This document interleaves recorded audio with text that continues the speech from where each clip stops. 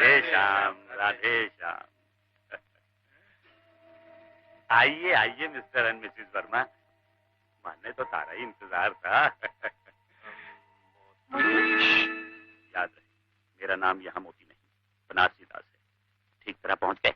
बिल्कुल। शाबाश, बड़े काम के आदमी साबित हो रहे हो। इनके साथ कहाँ तक पहुंचे? भगवान के घर में देर जरूर है लेकिन अंधेर नहीं। मैं भी बैठे बैठे यही सोच रहा था कि भगवान के घर में देर जरूर है लेकिन अंधेर नहीं।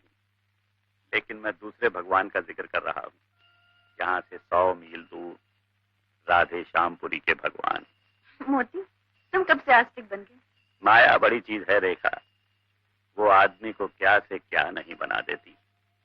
और फिर इतनी माया, करोड़ रुपए की। गोविंद बोलो हरि गोपाल बोलो, गोविंद बोलो हरि गोपाल बोलो, गोविंद बोलो।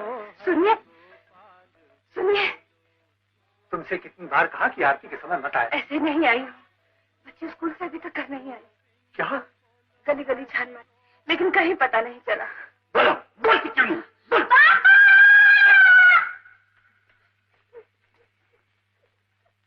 बेटे, जो कुछ तू बोलना चाहती मैं तेरे बापू से कह दूंगा, बोल। अब देखना यह है कि पुजारी को अपनी बेटी ज्यादा प्यारी है या अपना धर्म। अगर बेटी प्यारी तो कल शाम तक राधे श्याम की मूर्तियों के करोड़ों रुपए के असली जेवरात हमारे पास होंगे और हमारे ये सस्ते और नकली जेवरात मूर्तियों पर। ये जेवरात हूबहू वैसे हैं। आज पिछले 6 महीने से हमारे कारीगर इसी काम पर लगे हुए थे और अगले 6 महीने तक पुजारी के सिवा और किसी को यह शक नहीं होगा कि मूर्तियों के जेवरात बदल दिए गए। पुजारी हरगिज तुम्हारा साथ नहीं देगा। तुम इंसानी फितरत से वाकिफ नहीं हो रेखा। इंसान सिर्फ एक हद तक बर्दाश्त करने की ताकत रखता है और तकलीफ हद से बाहर हो जाए तो उसका हर असूल शीशे की तरह टूट टूट कर गिरने लगता है। पुजारी जानता है चोट तब करो जब लोहा लाल हो जाए। पुजारी को तब बताया जाएगा जब बेटी के गम की आग उसे पूरी तरह लाल कर चुकी हो।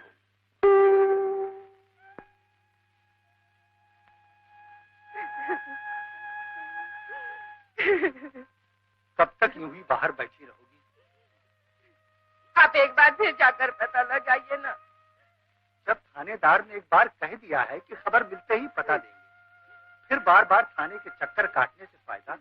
मेरी राधा बिटिया को कुछ हो गया तो मैं जहर खा लूंगी। अच्छा बाबा, जाता हूँ।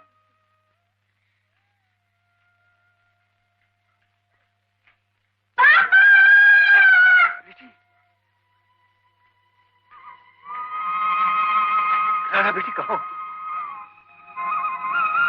पंडित जी इधर। तुम कौन हो? मैं तुम्हारा अच्छा फरिश्ता हूँ, तुम्हारी मदद के लिए आया हूँ ताकि थाने में रपट लिखाने की जो भूल तुम कर चुके हो उसे दोहराओ नहीं। अभी अभी मैंने अपनी बेटी की आवाज सुनी थी, कहाँ है वो? बेटी तो नहीं, उसकी आवाज थी। फिर सुनोगे? बापू, बापू ये जो कहते हैं वो कर डालो वरना ये मुझे जान से मार डालेंगे। नहीं, तुम क्या चाहती हो? मैं जानना चाहता हूँ कि बेटी को बचाने का जो एक ही एक तरीका है वो तुम्हारी समझ में आता है कि नहीं?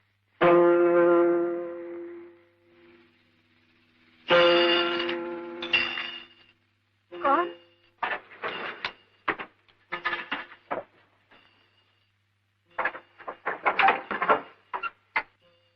पता चला? नहीं,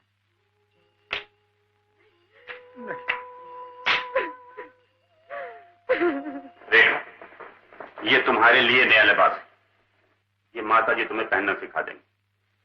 जॉनी, आओ मेरे साथ।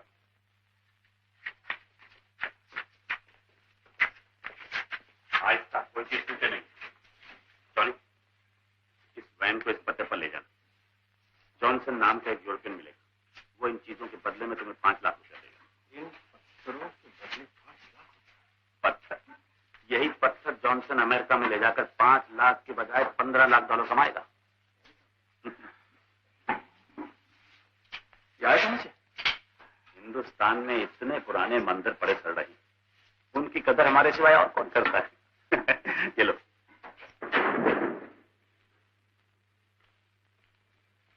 बहुत अच्छे, अब आप जा सकते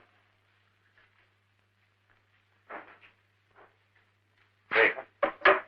गौर से सुनो, मंदिर से 1 मील दूर किसी सुनसान जगह में तुम्हें उतार दिया जाएगा। वहां से पैदल तुम मंदिर तक जाओगी। कोई पूछेगा तो कहोगी कि भटकती हुई जोगन हो, दर्शन के लिए आई हो। 12 और 4 बजे के दरमियान मंदिर के अंदर का मूर्ति वाला कमरा बंद रहता है। पुजारी इसी दौरान में हमारे एक तारे से नकली जेवर निकालकर उसमें असली जेवर भर देगा। 4 बजे जब वो दरवाजा खुलेगा, तुम माथा टेकते हुए वो एक तारा उठा लोगी।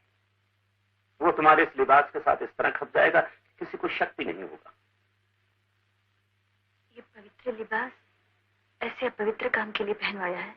ये तुम एक अच्छा जुमला कस रही हो या इनकार कर रही हो? मोती, कम से कम भगवान के घर को तो अपने गुनाहों से अलग रहने दो। देखा, सारा संसार भगवान का घर है। जो भगवान पत्थर की मूर्ति में बसता है वो तुम्हारे और मेरे अंदर ज्यादा बसता है। जेवर वहां न रहे, हमारे पास रहे। आखिर रहेंगे तो भगवान ही के पास में। इसी बात से जाहिर होता है भगवान तुम्हारे दिल से कितनी दूर है। सपने में भी ऐसा पाप कर बैठूं तो भगवान करे मेरे खानदान का नाश हो जाए। राय साहब, भूपेंद्र सिंह की बेटी ये बात कह रही है। क्या तुम समझती हो मुझसे कुछ छुपा है? क्या ये सच है? राय साहब, भूपेंद्र सिंह हमारे गिरोह के सरदार हैं। लेकिन भूपेंद्र सिंह अभी तक ये नहीं जानते कि उनकी बेटी भी यहाँ काम करती है। उन्हें बताना या न बताना ये मेरी मर्जी पर है, और तुम्हें उन तक पहुंचाना या ना पहुंचाना ये भी मेरी मर्जी पर है। अगर जिंदगी में तुम्हें कुछ प्यारा है तो तुम्हें उसकी कसम, तुम्हें मेरी मदद करनी होगी। एक बार पिताजी से मिलवा दो, मरते दम तक तुम्हारा एहसान नहीं भूलूंगी। देखा बाप के प्यार में कितनी ताकत है। कुछ लोग तो इसके लिए खून भी कर बैठते। ये तो कुछ भी नहीं। एक बेजान बेमोल पत्थर से चंद अनमोल बेजान पत्थरों को जुदा करना है, बड़ी आसानी से कर सकते।